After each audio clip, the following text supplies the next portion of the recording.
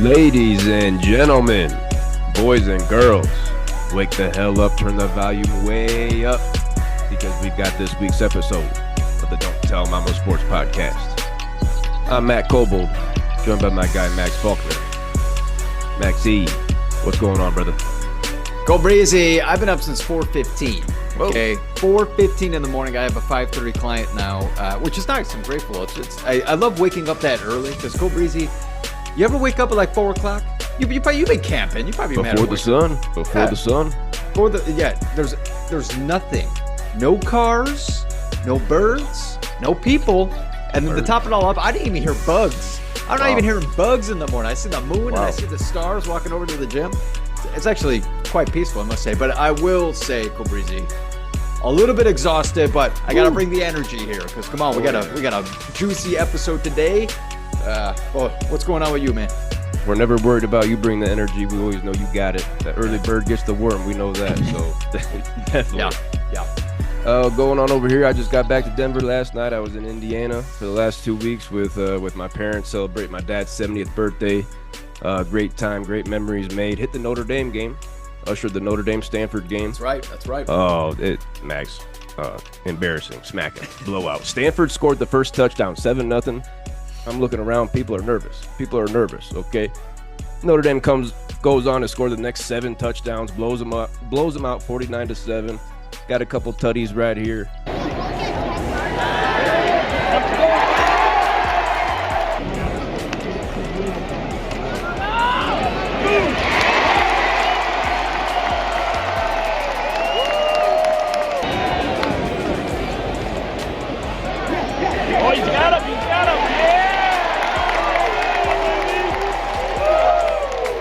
But yeah, great time with my dad, great time in Indiana, but happy to be back for sure. Nice. Now, one thing, Cobrizi, you brought up in the back room. You said you played horse with your dad. You didn't say who won. It was a good one. We played on the driveway. Definitely a good time. Laughing the whole time with my dad. My mom was sitting there watching us, and best of 3. It came down to the third game. I got him in that third game. It was back and forth. We were on fire, boy. If we had a video camera out there, it would look like we were shooting for weeks straight before that game, and we were hitting home court advantage for sure. Home court advantage on that driveway. Okay, all right. I bet your dad was a little sweaty after that one. I bet he was sweaty. He said he wasn't sore the next morning. He said he wasn't sore, but he definitely wants a rematch. Yeah, fair enough. But Max, this episode this week, we got a lot of football to talk about. The Extra Juicy Dawgz at the end. We got a couple trades to hit, NFL trades, big ones. But anything from you before we get into our first topic tonight? No, other than thank you everyone for coming out to the Don't Tell Mama Sports Podcast tonight. Please continue to like, comment, and subscribe as you always do. We can jump right into it, Cole Breezy, because that's all I got. Let's do this thing. Hell yeah, we got to start with the MLB Playoff update like we've been doing the last couple of weeks. Let's start in the American League because we haven't talked baseball here for a little bit. Got to update. The Yankees defeated the Royals 3-1, and the Guardians took down the Tigers 3-2 in a thrilling 5-game series that finished last Saturday. Currently, the Yankees are leading the Guardians 2-0. Game 3 is going on right now in Cleveland. Aaron Judge, he hit his first home run of the postseason last night, in Game 2. In the Game 2 win, but he's only hitting 167 for the postseason. 167 for Aaron Judge. For the Guardians this postseason, Stephen Kwan and Brian Rocchio are hitting 448 and 435 respectively. Wow. But there are only 3 other Guardians hitting above 200. So only Kwan and Rocchio are really getting it done. Not much help after that. Max, you rolling with the Yankees to finish this series out, or are you giving Cleveland any type of hope with games 3 through 5 in Cleveland? I wouldn't doubt that if Cleveland actually tied this series up. I would not doubt it going 2-2. But you go down early against the Yankees, and the Yankees have home field advantage. Ooh, that's going to be a tough one to come back from. Cobrizi, you brought it up. Aaron Judge just hit his first home run of the playoffs. I brought it up the last time we talked about this, last time we talked about baseball. All Aaron Judge needs is that one bomb, and he's going to wake up. He's going to break out of this playoff slump that he has, and he's going to go on a tear. I have a feeling that's exactly what it is, and be ready for them to carry all the way to the World Series because you go down 2-0 against the Yankees, that's just hard to come back from, unless you're the Boston Red Sox with they won 4 in a row. But you know what I mean. Speaking of a 2-0 lead, the Yankees are 15-3 all time when leading 2-0 in a best of 7 series, and I think it's going to be 16-3. Yankees are going to be moving on to the World Series. Currently in Game 3 right now, bottom of 7th, Guardians are winning 3-1. Okay, so Cleveland might get this one. Yep. Garrett Cole's going to be back on the bump soon. I like how he's looking. Yeah. I think Yankees are moving on. Looking at the National League here, little review. The Mets took down the Phillies 3-1. That's the biggest shocker of the championship series, Max. The Phillies going down. Yep. And the Dodgers defeated the Padres in a 5-game thriller. Currently, right now, the Dodgers are leading the Mets 2-1. Game 4 is tonight. Turn that baby on. Mark Vientos of the Mets. A lot of people might not know this name, but Mark Vientos leads the postseason in hits and RBIs. Hits and RBIs, he's leading the postseason in. He has 6 multi-hit games this postseason. That is the most in Mets franchise postseason history. Oh. And he's the youngest player to hit a grand slam in the LCS. He's 24 years old. Max, I picked him up about midway through the fantasy season. That's a keeper. Yeah, that's a keeper right there in our fantasy league. Nice pickup. What do you think about Vientos and the Mets? Vientos, I don't know much about other than the fact that you did pick him up because I did see his stats in that championship game. He was looking good. I was like, who the hell is this guy? Great pickup, young buck. I think this is, again, a great series. We said it before. The Mets are red hot. Francisco Lindor, Pete Alonso, now Vientos, who is, you say he's a rookie, right? You say he's a rookie? Yep, 24 years old. A rookie who's red hot. Man, this is a fun series. I would love to see this go to Game 7. I think the Mets are going to take down the Dodgers tonight. They're going to tie it up. Ooh. And then they're going to have another game. I think it's 3 in a row in New York, right? So they're going to go back to New York. They might take that lead. Take that lead. Wow. But then you got to go back to LA, and that's really hard. So wow. I would not doubt if the Mets take a 3-2 lead going back to Los Angeles. Wow.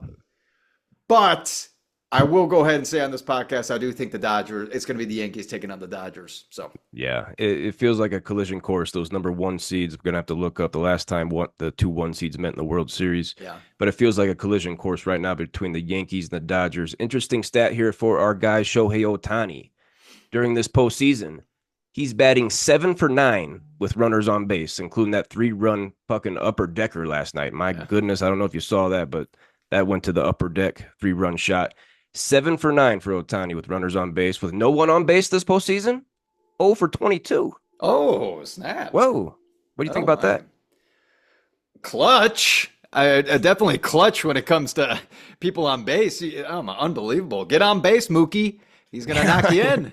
Jeez Louise, that's unbelievable. 0 for 22. Man, that just goes to show you who Shohei Ohtani is, though. Like, he sees someone on base, he's like, oh, I'm getting him in. I'm getting him in. I'm gonna boost up my team by doing this, and it's awesome. It's awesome. He's not a selfish player. How about that? Speaking of clutch, we got to talk about the Dodgers pitchers. They're getting it done. We didn't think they could. We didn't have a lot of faith in them. No Gavin Stone, and no Tyler Glasnow. Those were their 2 big dogs this season. They haven't pitched this postseason, and no Clayton Kershaw, of course. The Dodgers have allowed 0 runs in 4 of their last 5 games. The Dodgers have allowed 0 runs in 4 of their last 5 games. And the Dodgers pitching staff went 33 consecutive scoreless innings against the Padres and through Game 1 against the Mets. 33 consecutive scoreless innings. That tied the 1966 Baltimore Orioles for the longest scoreless streak ever in a single postseason. So we counted the Dodgers out because their pitching staff, but right now they're really carrying them. With Mookie only hitting 200 and Ohtani 0 for 22 with nobody on base. The pitching staff's really impressing me, Max. No, awesome. I brought it up again earlier this year that signing or trading for Jack Flaherty was huge. That was a big trade. And you're looking at a guy that you sign him, man. You sign him in the offseason if possible. He's only 28 years old. He's back to elite form. Great pickup for the Dodgers and Jack Flaherty. Yamamoto looks healthy. Walker Bueller's back. So Mm, a solid three guys right there, geez even Louise. even with the absences. Yeah. Maxie, let's get into our fantasy football talk. Just a quick review here from week 6. We got to make fun of a few people in our league with some fat gooses. Talked about it last week. I was in Mishawaka, Indiana. I've never seen the amount of geese that I saw in downtown Mishawaka last week. Crazy amount of geese. Shit everywhere downtown Central Park. Funny story here. We can laugh now because my parents are okay, but I wasn't there. My dad was telling me how a goose got aggressive and charged at him. My mom fucked up her knee, and my dad hit his dome on a sign. Oh, no. Oh my goodness. Oh my goodness. That's so terrible. So when I was home for these past 2 weeks, we'd go on walks with Bentley, and my dad would show me he's got the pepper spray ready to go, finger on the trigger, not, finger on the not for trigger. any form of armed robbery or anything, or someone trying to assault you. The geese. It's the Just geese. just the aggressive geese downtown. Oh Yeah, my my dad gosh. smacked his dome on a sign, I guess, but we can laugh about it now because they're okay. They're okay. All right. That's good. That's good. Also, that's totally a sitcom situation there. That's so freaking funny. Oh my goodness. But a goose in fantasy football is when you have confidence. You put this player or a defense in your fantasy lineup and they give you 0 or negative points. Damn it, our goose streak is still alive here in the Indy Lurches League. Leading off with me. I got a double goosey, Max. I got a double goosey, but it's because of injuries. It's not my fault. It's not my fault. First guy, Marvin Harrison Jr. He suffered a concussion on a big hit in the second quarter. He's wide receiver 27 after this goose. He was a limited practice participant today, which was kind of surprising, but he doesn't play until Monday night. He doesn't play until Monday night. You That's got to make tough. that That's decision tough. early. He's probably going to be on my bench, Max. He's probably going to be on my bench. Another injury for me, Travis Etienne Jr. of the Jacksonville Jaguars. He came in with a shoulder injury already from a big pop he took last week. But in this game, he tweaked his hamstring early Oh in the third man. quarter. Now, according to coach Doug Peterson, he is week to week. Surprisingly, also, he was a limited practice participant today. So he's working to play over there in London this week against the Patriots. I would say definitely go pick up Tank Bigsby if he already wasn't Yep. picked up. Last week we talked about him, but he only played 17 snaps in this past game against your Yeah. Bears. 17 snaps. The Ernest Johnson was out there 77% of snaps in the second half. What? I don't know what to do in Jacksonville. What are you doing here, Max, if you have Marvin Harrison and Travis Etienne? Oh my! And I'm starting neither of them. Sorry, Cole Breezy. I'm starting neither of them. I can't. I especially after this goose talk, you can't risk that, man. Double Goosey. If Marvin Harrison is cleared before Sunday kickoff, Wow. maybe I would say yes. Okay, Yeah. Travis Etienne though, no, no. One hit. It takes one hit, and this guy might be done for a while. So, A shoulder and a hamstring for Travis Etienne. I'm having tough luck over here. That Etienne was a keeper. Marvin Harrison Jr. was my first round pick in our two keeper league. So tough luck. yeah. Another goose from our league last week was my wife Kelly. In our matchup, we played each other. She barely got me, damn it.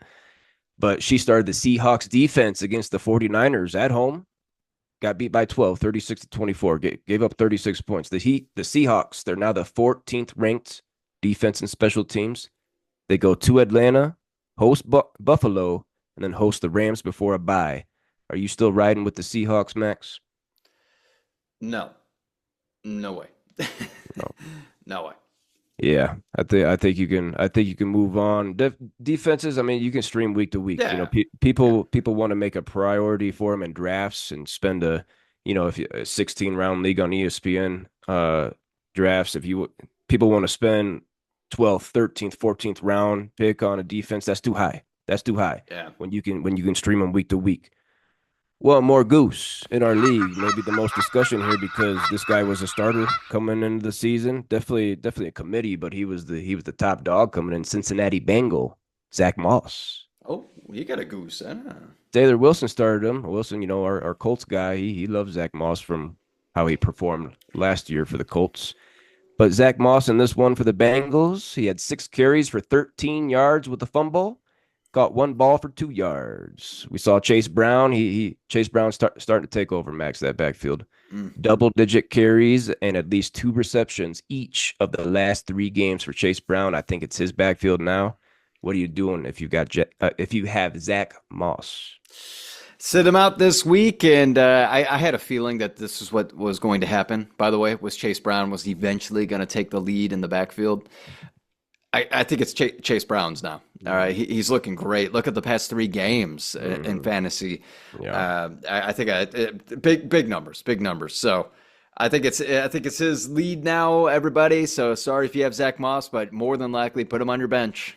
Yeah. Put him on your bench. Don't drop him. It's tough to drop these running backs that could be starters.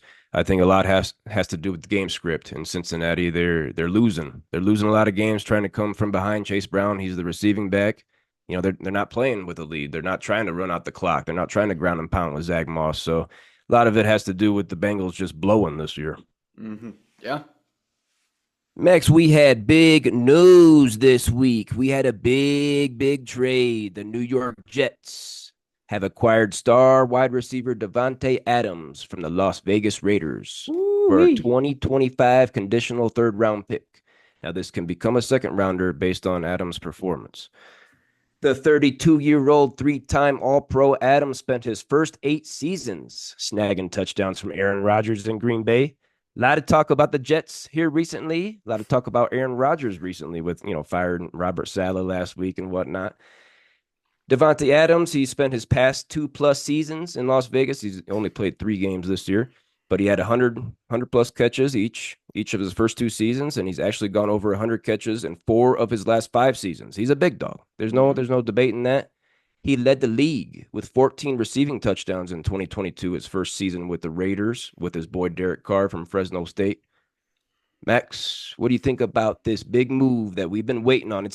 I think no one's really shocked. I don't think anybody's really shocked that Adams is going to the Jets. But what do you think about this move finally getting done? Oh, huge. Huge for the Jets. They need a big-time playmaker. Aaron Rodgers loves Davante Adams. I mean, one might say that Aaron Rodgers made Davante Adams, but another person might say it was the other way around. Just saying. Just don't know who that was. It wasn't me, but I'm saying. I'm just a couple people. Yeah, a couple people. This is huge. This is huge for the Jets. Come on. They got Garrett Wilson. They got Davante Adams. They got Breece Hall now. That's looking pretty nice. That is looking. Are you gonna leave out Aaron Rodgers' best buddy? Conk. No, somebody else. Oh, Allen Lazard. Wide receiver 11 in full PPR league. That's unbelievable. That's unbelievable. If you have Allen Lazard, I'm going to tell you right now, it is not going to be good for him for the rest of the year. All right, Davante Adams is up there. Also, if you have Garrett Wilson, I think things are going to drop a little bit. I think things will drop for him, but it has to.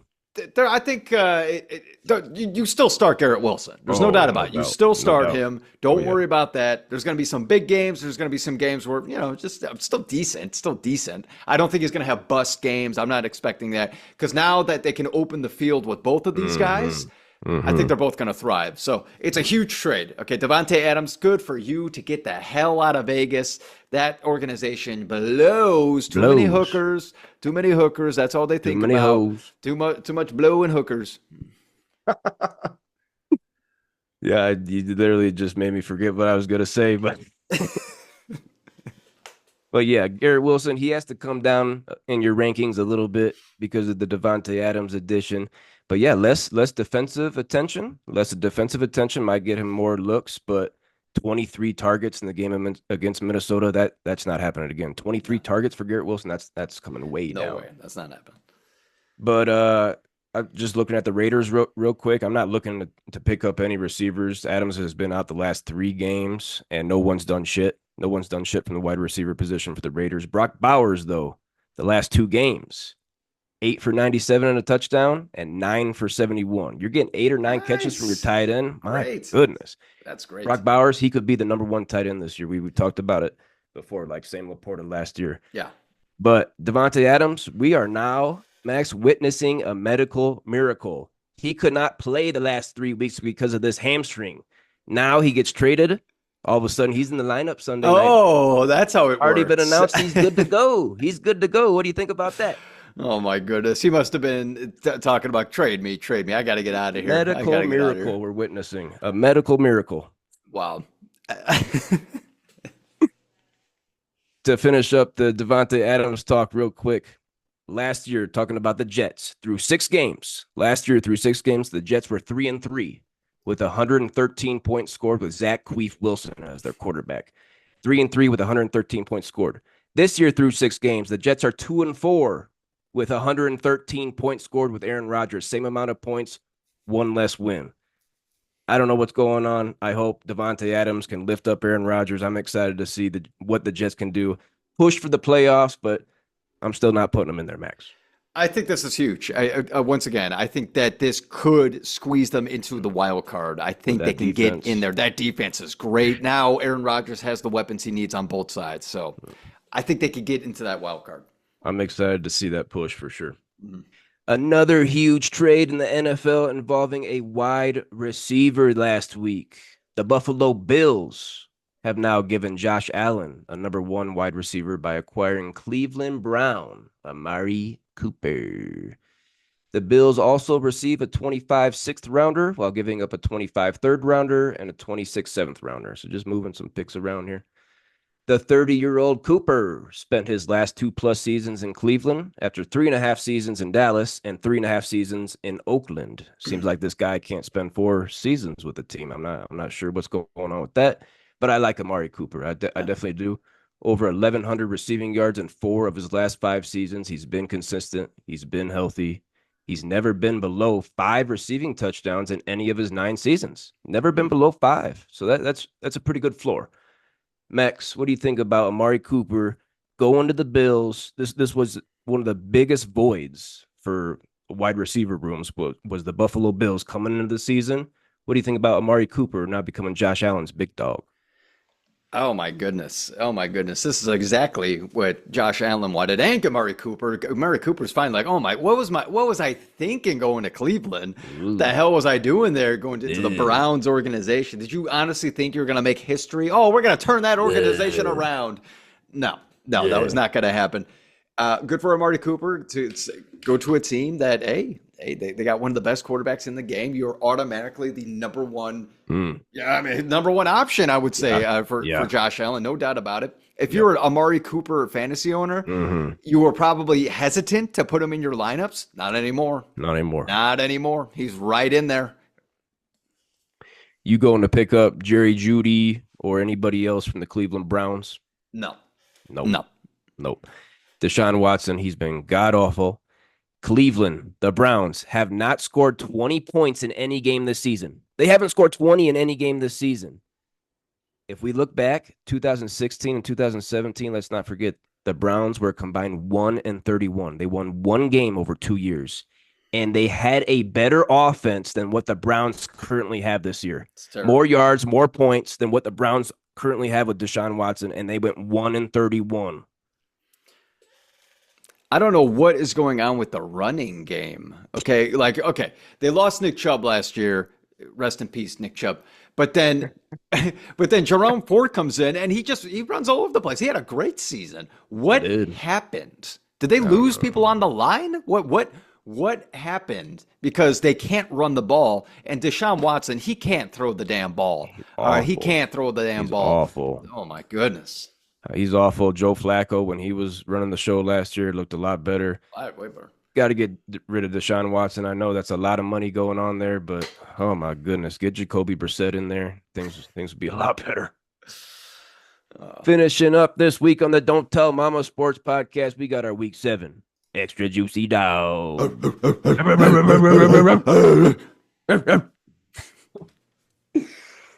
Real quick, on bye this week, we have 2 teams. Your Chicago Bears coming back from London, and the Dallas Cowgirls really needing to figure things out. Jerry Jones' birthday celebration wasn't much of a celebration after all, after that ass beating. They got to figure things out there. They look terrible. They just look awful. Oh, my goodness. Fun fact here. The 4 best teams in the entire NFL in terms of point differential. We all know what point differential is. The 4 best teams in the entire NFL in terms of point differential all reside in the NFC North. The Packers, the Lions, the Bears, and the Vikings are the top Ooh. 4 teams according to point differential in the whole NFL. That's nuts. Yeah. That's nuts. Max, give us your week 7 extra juicy dog at the quarterback position. All right, everybody. You know what? It's a big time name. We haven't brought him up this year yet, and he's on my fantasy team. You better believe I'm starting him. I got Jalen Hurts, baby. Jalen Hurts going up against the New York Giants. Now, they are ranked 19th, which isn't very good against the quarterback. Last week, Cole Breezy, Jalen Hurts had 264 passing yards, 2 touchdowns, 33 rushing yards. That's 22.3 fantasy points. Everybody is back, Go Breezy. The Eagles are healthy. A.J. Brown is back. Davante Smith is back. It's time to heat it up and get rolling, right? Those Eagles, fly, Eagles, fly, because that division is wide open. The Cowboys below. The Eagles are good, and basically the only competition that the Eagles have in that division is Washington, because the Commanders look actually very good this year. But I mean, right now they do. They look good. But I'm telling you right now, the Eagles are the team in that division. They better win the NFC East. I'd be very surprised if they didn't. So fire up Jalen Hurts probably for the rest of the season, okay? More than likely, he's starting every single week regardless of who you have. But you better fire him up this week if you're hesitant about it. Definitely good weekly start here. I'm wondering if he's going to run anymore. I'm wondering if he's going to rush anymore. Only 2 touchdowns on the ground this year and only 1 game above 33 yards. 1 game above 33 yards. Coming off 15 rushing touchdowns last year, it's going to come down this year. Saquon. But I'm still liking what he's doing in fantasy. Sure. He just came off a bye week, or up to 2 weeks ago. Sorry, 2 weeks ago. So I know right now he's not there in the fantasy ranking. Like he might be 12th or 14th or something like that. That's going to change. He'll be in the top 10. No doubt. My extra juicy dog at the quarterback position for week 7 going to be Tampa Bay Buccaneer. Blazer Mayfield versus the Ravens. Right now, Mayfield is quarterback 2 in fantasy. He has had at least 23 fantasy points in 3 straight games. 23 in 3 straight games. That's pretty good. 15 passing touchdowns this season. Leads the NFL by 3. He also has 2 rushing touchdowns, which is already the second most in his career. Getting it done a little bit on the ground. Tampa Bay, they're 3.5-point underdogs at home in this one. So Baker's going to be comfortable, going to be throwing a little bit. 49.5-point over-under is the 4th highest on the week. And the Baltimore Ravens are 31st against the quarterback position in fantasy, second to last. Fire up Baker Mayfield. He's the quarterback 2 this year. I slept on him. Queef on me. Yeah. Same. We both did. We definitely both slept on him. We were joking around saying that he's not going to be in the top 10 this year. He's number 2, and he continues to prove us wrong because he's got elite wide receivers. Cole Breezy, Mike Evans still doing it. Chris Godwin, who was my sleeper pick in that NFC South. Sorry, NFC South. And I got him on my team. I'm starting him every week. Everybody have Chris Godwin in your lineup. We're not going to talk about him today, but with the way that Baker Mayfield's chucking it, you better be having him in your lineup. Godwin looks a lot better in the back into the slot this year. Who's your extra juicy dog at the running back position for week 7? Cole Breezy, I made a lot of jokes about this guy. I've been messing around for years. Okay, I have never had faith in this guy, but this year he's looking good. I got J.K. Dobbins, Dobbins of the L.A. Chargers going up against Arizona. Arizona's ranked 23rd. I'd hear this. I know, and this is probably more than likely the only time I'm ever going to compliment J.K. Dobbins ever again. I get hurt this week. Yeah, sorry, J.K. So last week he had 96 yards. He had a touchdown, 17.2 fantasy points, and he's out of his wheelchair, Cole Breezy. He's stumbling his way into the end zone, and I'm glad that he's feeling better. You know, he's being utilized, and sadly, this might potentially be his final season in the NFL, and he'll be going right back into Kenny Kawaguchi's wheelchair. But I got to give him this week. He's looking good. He's ranked 15th in our fantasy league. He has a good matchup. I like seeing good players, especially when they come out of college. I'm glad that he's healthy. So hopefully he can have a good rest of the season before he ends up in Kenny Kawaguchi's wheelchair. A sleeper pick from our Chargers representative, Kyle Jennings, coming into the season. J.K. Dobbins, so a nice one on him. 25 carries last week for J.K. 25 carries? Ooh, that makes me nervous. My extra juicy dog at the running back position for week 7 is going to be Bijan Robinson versus the Seahawks. Sure, sure. Bijan's RB7 right now. I think people might be a little surprised by that RB7. He's consistent, man. He's consistent. Yeah. Double-digit fantasy points in every game this season. Double digits in every game. Putting him in there every game, doesn't matter what matchup it is. He's got 21 receptions on the season. That is tied for 4th from the running back position. Atlanta, they're 3-point home favorites in this one against the Seahawks. A 50.5-point over-under is tied for the 2nd highest on the week. A lot of points. The Seahawks are 21st against the running back position. Bijan, 2 tutties last week, Max. Gonna find it again. My buddy, Mr. Tutty, the first one for week 7. Bijan Robinson against the Seahawks. I'm sorry. I also forgot to say that J.K. Dobbins, my buddy, Mr. Tutty. I did have it written down. Sorry, nice. He's getting in the end zone. So nice. Sorry. I did have that. Anything on Bijan? Bijan's the man. I mean, there's some of these guys that we're going to name out where obviously you have in your lineups. It's fun to talk about some guys that it's an automatic lock regardless of the year he's having. You're like, he's in there. Oh, yeah. But Bijan's incredible. Good pick. Give me your wide receiver from the Extra Juicy Dawgz segment for week 7. So, slow start for this guy, but damn, has he picked it up, okay? Because the Ravens have picked it up. I'm going Zay Flowers. Nice. Zay Flowers against Tampa Bay. Tampa Bay is ranked 26th against receivers. Like I just said, dude, this guy's red hot. The last 2 games, Cole Breezy, 7 catches, 2 games ago, 7 catches on 12 targets. That's 111 yards for 60.5 fantasy points. Last week, 9 of 9 targets, 9 catches on 9 targets, 132 yards, and 18.9 fantasy points. I'm going to tell you right now, Cole Breezy, my buddy Mr. Tutty, get him in the end zone. He only has 1 touchdown this year. He only has 1 touchdown. It's time to get him in the end zone again, maybe on a deep ball. I could see it happening. Have him in your lineups, everybody, if you're hesitant with Zay Flowers. Oh, my goodness. 12 and 9 targets? Jeez Louise. That's a lot of targets. Yeah. Very efficient there. We were all thinking Mark Andrews was that number 1 target for Lamar coming in, and no, we were wrong on that one too. Zay Flowers, he's ascended a second year leap, and yeah, only 1 tutty, but could be that second one here in Tampa. Going to be some points in that game. Mm-hmm. My extra juicy dog at the wide receiver position for week 7, going against the Detroit Lions, is Justin Jefferson, EJDs. He's wide receiver 8 in full PPR leagues, even with a bye. Wide receiver 8, even with that bye. Consistent. I said Bijan Robinson was consistent. Damn it, Justin Jefferson is consistent. At least 15.2 full PPR fantasy points in every game this season. 15.2 was his lowest. My goodness. The Vikings coming off this bye, they're 1.5-point home favorites. This is going to be a good game against the Lions. Might be the juiciest game of the week. Could be. Yeah. 50.5-point over-under says it's going to be juicy, tied for 2nd highest on the week.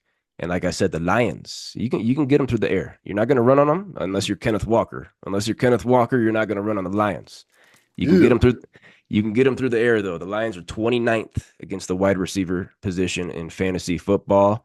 Justin Jefferson, he scored a tutty in each of the first 4 weeks. Didn't get one the other day. He's getting back in there. Justin Jefferson scoring against the Detroit Lions in week 7. I see that as an easy point. Easy point on that one. Justin Jefferson. Go ahead. Last time you said that, layup, what was it? Barkley, he didn't even score for me. Ripped me off on last time you said layup. Woo! All right, good. All right. Moving on to the tight end, Cole Breezy. Okay, I know we were literally just bashing on this team, but I got to bring up this guy. I got to bring him up because I brought him up a couple weeks ago, and I need a little redemption because he ended up not playing that week. I got David Njoku for the Cleveland Browns. Here's the reason being, everybody. David Njoku is a very reliable tight end. We keep bringing it up. The tight end position blows this year. Last week, David Njoku had 7 targets, and guess what? Amari Cooper ain't there anymore. He ain't there anymore. He's going to be the number 1 option. Yeah. They can't run the ball, so they're going to have to start chucking it. Njoku, expect 10 targets this week, at least 10 targets. I'm expecting at least 8 catches, and I wouldn't doubt a tutty, but I'm not calling it because I'm not calling it. Don't tease me. Sorry. Don't get those titties too perked, okay? I'm definitely not calling it because the Browns, they just suck. But have David Njoku in your starting lineup. I have him in my starting lineup this week because I have some faith in the fact that he's the number one option now. Yeah. It's not going to be Jerry Jeudy. It's not going to be Elijah Moore. It's not going to be Jordan Akins, Pierre Strong Jr. No. David Bell. No. It's going to be David Njoku. I like that pick, definitely. He's going to be close to the line of scrimmage. It's going to be easier for Deshaun to see him and to hit him. It's going to be close to the line of scrimmage for Deshaun. He's trending towards the worst quarterback in the NFL right now, Deshaun Watson. He's not running. He sucks. He fucking sucks. Yes, he does. My tight end for this Extra Juicy Dawgz segment for Week 7 is going to be Houston Texan Dalton Schultz. Oh, Dalton Schultz. Okay, all right. He's playing in Green Bay this week in Lambeau. Currently, Dalton Schultz is tight end 23. Oh, my goodness. That is not good. He hasn't gone over 4 receptions in a game, and he also hasn't gotten over 34 receiving yards in a game. And guess what? He's got a goose for touchdowns. He hasn't found the end zone. He hasn't been better than 4 for 34 this season. My goodness. So why am I talking about him? Why am I putting him in there? Because you can beat Green Bay, the tight end position. It's open in the middle there. Green Bay is 30th against the tight end position in fantasy football right now. 47.5 point over-under in this game. The Texans and Packers, that's tied for 5th highest on the week. Houston, they're 2.5 point road underdogs, going to have to come back. Might be a late 4th quarter tutty for Dalton Schultz. But not gonna. Can't do it. I can't guarantee nothing there. Anything on Dalton Schultz of the Texans? Yeah, I think we keep bringing up some scrappy players. I think Dalton Schultz is a scrappy player, but again, that tight end position in general this year is a scrap. Okay, it's just scrappy. Even if you have a top 5 guy like Isaiah Likely, it's like you just don't know. You just don't know what's going to happen. Is he going to score a touchdown on 1 catch, or is he going to give you a 0.9 because 4 yards on 1 catch? It's like it's just scraps, man. It's just scraps. So, yeah, sure. I see your point on that. I think, I love that game. I hope it's on TV over here because I would love to watch that one. Well, Max, that's going to do us this week for the Don't Tell Mama Sports Podcast, talking about Scrappy. In about 18 minutes, these Denver Broncos are taking on the New Orleans Saints. Damn it, that's gonna be an ugly one. That's gonna be sloppy. I'm smelling like a 20-16 Broncos win tonight. You gonna throw out a score? Throw out a score, Max. I got that's very, very accurate. I'll go 21-18. Broncos. I did pick Broncos on the road. I like Bo Nix, guys. I like Bo Nix. I think he looks like a decent quarterback. He's making good decisions. Good coaching. Running. And hey, Sean Payton coming back to New Orleans, so a little redemption, a little revenge. Mm-hmm. I think they got this. And the Saints, the Saints aren't, well, actually, no, they're not looking as good as we thought they were in the first 2 games of the season. 4 losses in a row for the Saints. Yeah, got some redemption for Sean Payton. Yeah.